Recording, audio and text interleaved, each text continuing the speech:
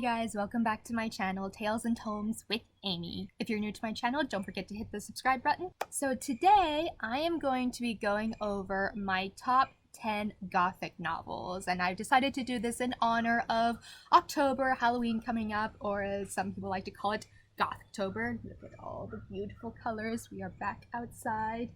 And so because I read so much Gothic literature even outside of Halloween time, like it's funny to me to see booktubers like, oh, I read special spooky things in honor of Halloween, and I'm just like, I just guess I just have a black heart and I'm just reading Gothic literature all year round. But anyway, because I read so much Gothic literature all the time, there was no way I could condense all my favorites into just one top 10 list. I decided to break it down into two videos where I'm going to be going over my top classic Gothic novels, and then later I'll post another video about my top 10 modern Gothic novels. And again, this list is simply, my personal favorites. I'm not saying this is the end-all be-all of classic Gothic literature. Like, as you'll notice in the video, there are certain staples of Gothic that will not be in this video because they are not my favorites, such as Frankenstein, Picture of Dorian Gray, or Dr. Jekyll and Mr. Hyde. Again, this is just my personal opinion and what I have personally enjoyed over the years, and, just wanting to explain why these particularly are my favorites. So here we go, my top 10 classic Gothic novels. In number 10, I'm going to go with The Phantom of the Opera by Gaston Leroux. And obviously most people are more familiar with Andrew Lloyd Webber's musical stage play that this was based off of.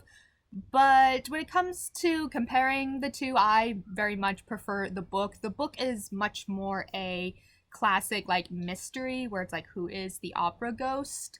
And there's a really cool character, a Persian character known as Daroga, who is completely wiped out of the musical stage play, which was very disappointing. And if you want to hear my rant about that, this actually is featured in my Sublimely Gothic podcast. I believe it's episode, I forget which episode it is, but go check it out if you want to hear all my rants and details about The Phantom of the Opera. And Gaston Leroux, he was a reporter and he was a journalist, and he reported about an incident where a chandelier in a theater, I think, fell down. Like, no one was hurt, there was no one there, but he started to think about, oh, what if a chandelier fell down and it was actually intentional, and what if there was some nefarious person who let the chandelier drop? And so that was sort of the genesis of this, and the entire book that is Phantom of the Opera. The only reason why Phantom of the Opera is placed on the lowest as number 10 of this list is because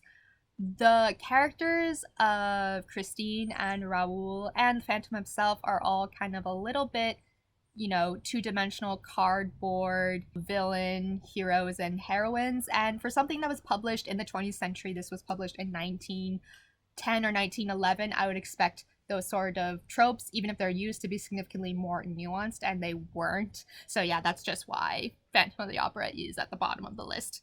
So number 9 on my list is A Long Fatal Love Chase by Louisa May Alcott. And yes, you heard it right, that is the same author as the famous Little Women. And this story was written 2 years prior to that. She wrote several sort of Gothic thrillers before she finally published Little Women. And A Long Fatal Love Chase, it basically follows the story of this girl named Rosamond, and she lives on this island in isolation, and with a grandfather who really doesn't care all that much about her. And one of her grandfather's acquaintances, business associates, whoever, named Mr. Tempest, he comes along, and she eventually decides to elope with him. But then she realizes he's kept lots of secrets from her, and so she runs away and tries to hide from him all around Europe, but he keeps chasing her. So I really like this story because Rosamond, I feel like, is a very strong, forthcoming female heroine and protagonist, and also I think it explores in a more modern sense this notion of having a stalker and just having to deal with those types of things, which I too have had personal experience with, so it resonated with me on that level. Number 8 on my Gothic list is The Monk, a Romance by Matthew Lewis, and this was written in the 18th century, so it's a very early manifestation of Gothic literature. And this story follows the tale of a monk named Ambrosio who has really built up this reputation as being extremely pious and good, and it deals with this sort of demon that he sort of kind of makes a pact with named Matilda. And then it also deals with his feelings of lust and his pursuit of this one woman named Antonia. And I can't say exactly why I like this so much. Like, I don't know, I think I'm really into the sort of early Gothic literature that a lot of it, like Anne Radcliffe's, was very anti-Catholicism and anti-church and talking about the corruption of the church, so exploring those themes. So if you personally liked Disney's Hunchback of Notre Dame with Frollo being tormented by his feelings of lust but still thinking he's a good person, you know, basically Ambrosio the monk is exactly like that. Number 7 on my list is A Sicilian Romance by Anne Radcliffe. This was her second published novel, and it was published in 1796, so again in the earlier stream, and Anne Radcliffe is considered like the queen of the female Gothic, really combining those themes of like the sublimity of nature and the pushback of the Enlightenment via Romanticism, and she embodies all of that.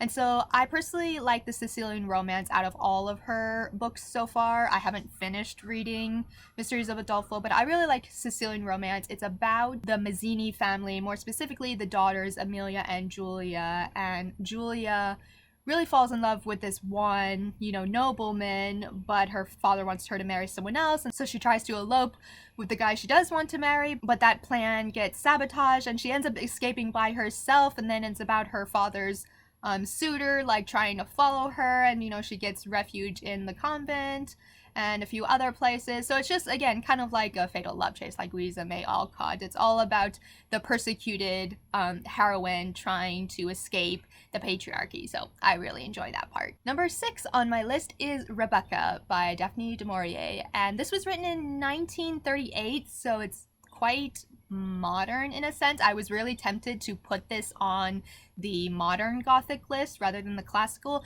but it is such a staple and is so well known that I decided that it warranted being in the classical section. And it follows the story of an unnamed narrator who is she's American, but she goes off to Monte Carlo as a companion to this really insufferable woman. She gets swept up in this whirlwind romance with this English nobleman and returns with him to England, but finds that no matter what she tries to do, basically everything she does as his new wife is undermined by either her own psychological torment or people around her who remember the nobleman's first wife, who was named Rebecca. And it's a huge classic psychological thriller of how the protagonist is trying to come into her own in light and trying to be who she wants to be, you know, in light of this shadow of her husband's previous spouse. And I personally could relate to that because my husband's ex-girlfriend was a bit of a cyber stalker and a cyber bully, so I totally understand that notion of, you know, trying to build a life for oneself, and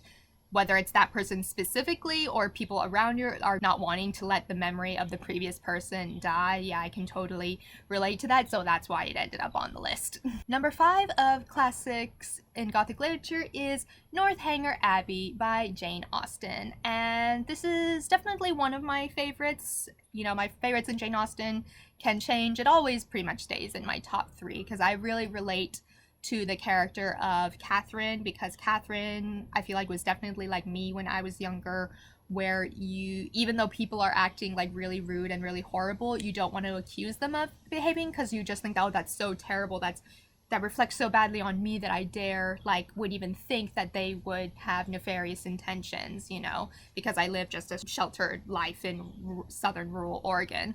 So I could totally relate to Catherine in that way, and I really like that.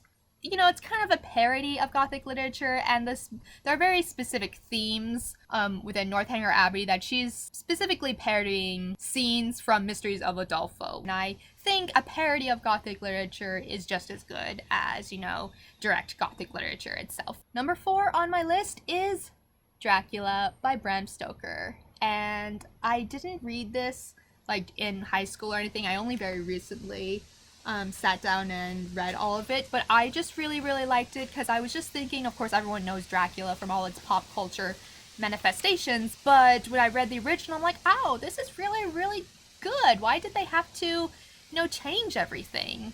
I really like the female characters. I think they're very well written and are well rounded. And I especially like Dracula because it is one of those Gothic literature. Like, so much of Gothic literature, it can go in two directions. It can either be there actually are supernatural elements, or that they're not, and it was just like a sort of psychological thriller, like with Anne Radcliffe. And the ending, there's a lot of logical, rational explanations. But this is definitely of the ones that have like legitimate supernatural, like vampires. This is definitely one of my favorites. And number 3 on the list is, of course, Jane Eyre by Charlotte Bronte. I first read this and I read it getting into it and I'm like, oh, everyone talks about Jane Eyre. There's so many other things. But then when I finally read it, I realized, okay, this is why people like it so much. It's a story of Jane and, just going through her hardships. First when she's a neglected ward of her aunt and uncle, and then she goes to a boarding school, and then finally she ends up being a governess in Thornfield Hall to this very kind of reclusive, mysterious Mr. Rochester. And so it's all the things that happen, and there are mysterious apparitions like, is the house haunted? Is it not? What is going on?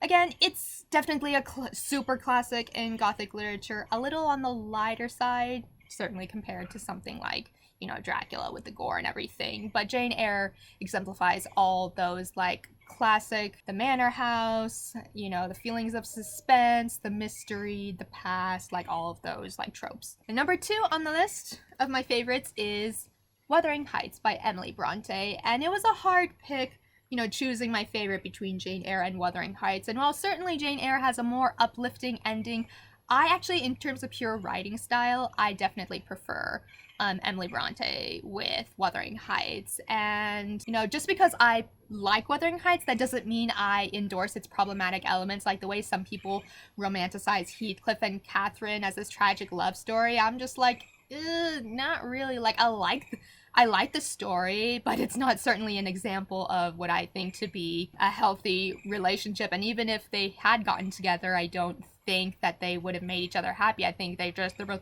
dysfunctional people that would have caused chaos no matter what. And then finally, my all-time favorite in classic Gothic literature is Uncle Silas by Sheridan Le Fanu.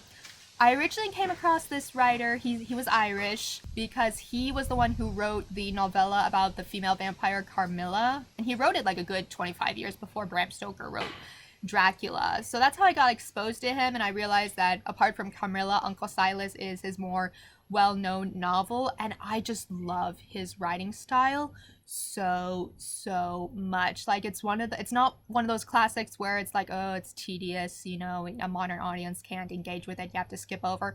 I legitimately enjoyed reading every single word. Like, I devoured every single sentence. That's how much I adored his writing style.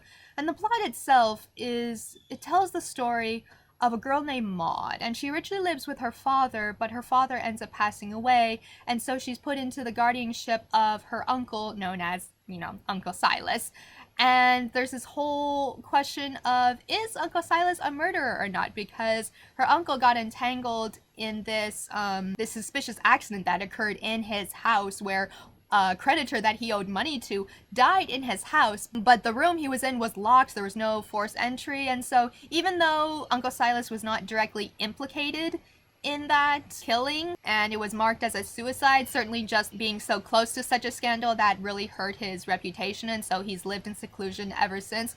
So Maud goes to live with him, and it's all like the sort of creepy things that happen while she's living with Uncle Silas. And those are my top 10 favorites of classic Gothic literature. Don't forget to hit the subscribe button and tune in next time, and I will go over my favorites in modern Gothic literature. Take care, everyone. Bye.